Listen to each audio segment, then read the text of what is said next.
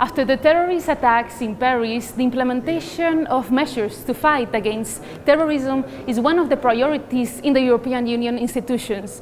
For the moment, the focus is set at the European Parliament, where political groups have shown their cards concerning the main measures which are now on the table. The point where all seem to agree is the need of sharing more and better information among member states. How to do it is the key question. The perpetrators were known to the secret services beforehand. Why is it that that information did not land on the right desk? How is that possible? For the Liberals, this is a top priority. Among their proposals, they point out Europol, the European Police Office. The whole Europol, covering 28 member states, are a couple of hundreds. If you compare to the United States, there are several thousand working in this field. They especially put the focus on the need of a strong intelligence service. As the existing institution, the EU Intelligence Analysis Center is still too small. It's an embryonical unit that could be upgraded and could be put into a bigger framework where it would be developed into a fully fledged intelligence service. And believe me, this is what we need. But this doesn't seem to be a priority for all political groups. They are doing well. It is not so powerful as FBI. Probably we can assess if we want to and if we need to raise their powers and their capabilities.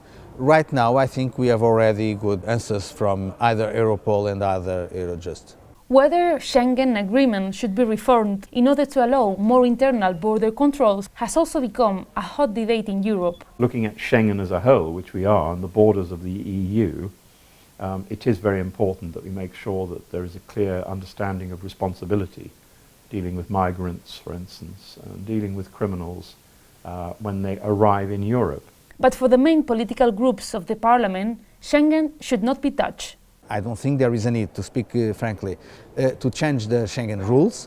What we need to do is to apply well the Schengen rules and to assess what are the borders. I think the worst thing we could do is to damage the freedom of movement. One of the big winnings of the European project is the freedom of movement. However, concerning the so-called PNR, the passenger name record, an agreement between MEPs won't be easy to reach. The view of some groups that we should do nothing here, we cannot do this because it is taking data from someone, is completely unacceptable. It's not a balanced or proportional view at all. Data protection is still the key issue. The Court of Justice, which has said very clearly, it's not legal, it's not in line with the fundamental right on data protection to just survey everybody. For the moment, the debate has taken place at the European Parliament, but in the following days, formal measures are expected to be announced by Member States and the European Commission.